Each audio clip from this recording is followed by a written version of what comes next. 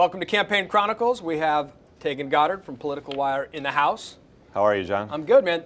I'll shameless plug my favorite political aggregator. Thank you, John. Absolutely, man. I'm far from alone in that. Absolutely. What kind of word is that? It's a contraction. So let's talk. I mean, there's so much focus on the GOP race for good reason, this particular demolition derby, that we're almost forgetting the other side of the equation, which is, of course, Barack Obama. Conventionalism says, and polls say, he benefits from the chaos. But are you seeing maybe a little bit of overconfidence on the part of some Democrats right now? Oh, absolutely. Among Democrats, I think a lot of Democrats think that this is possibly in the bag. They look at Republican candidates who are really just doing nothing more than embarrass themselves before the center of the country, before independents, and certainly before Democrats.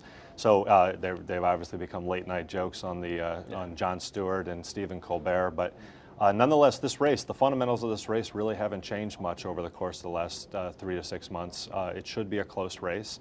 It's probably going to come down to 1 or 2 states like, say, the 2004 election did. You've got a president who's still fairly weak. The economy is still fairly weak. Yeah.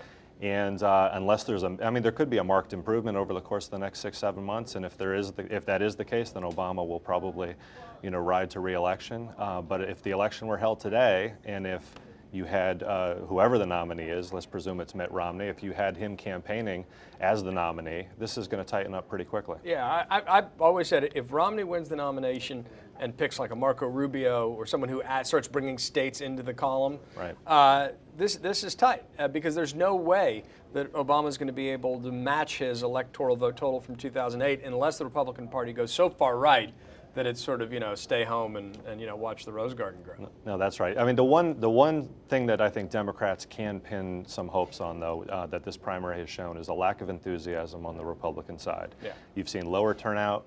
You've seen there is actually one group, only one demographic group, who is consistently turning out in very large numbers relative to 4 years ago, and that's the wealthy. That's those who earn more than $100,000. That's the one group, if you go back the last 5, 6, 7 primaries, interesting. That is the one group. It actually is interesting.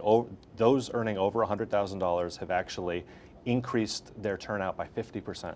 That's fascinating. From 4 years ago. It's the one group.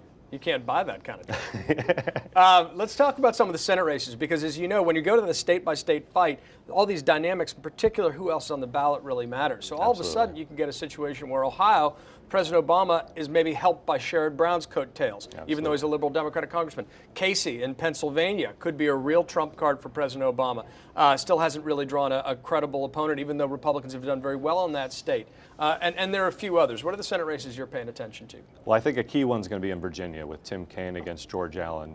Two former governors, George Allen, former senator, really going at it. What's interesting there is you've seen for the last 13, 14 months, you have seen this race just a dead heat. But in the last few weeks, you've seen 2 polls that show Allen actually pulling ahead, which is interesting. At the same time, however, you've seen President Obama's approval rate, inch upward in Virginia. So we'll see. What do you make of that dynamic? A little split ticket sort of?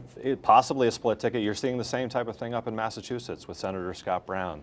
Senator Scott Brown seems to be, according to 4 or 5 polls, pulling away from Elizabeth Warren right now, after that race was seen as at least a dead heat or maybe a slight advantage to Elizabeth Warren. Now you've got a situation where the Republicans actually pulling ahead in a state that there's no way, even if Mitt Romney is the nominee, no way the Republican candidate will win that state in the presidential election. Fascinating stuff. Taegan Goddard from Political Wire. Thanks, John. Good to see you, my friend. All right, good to see you.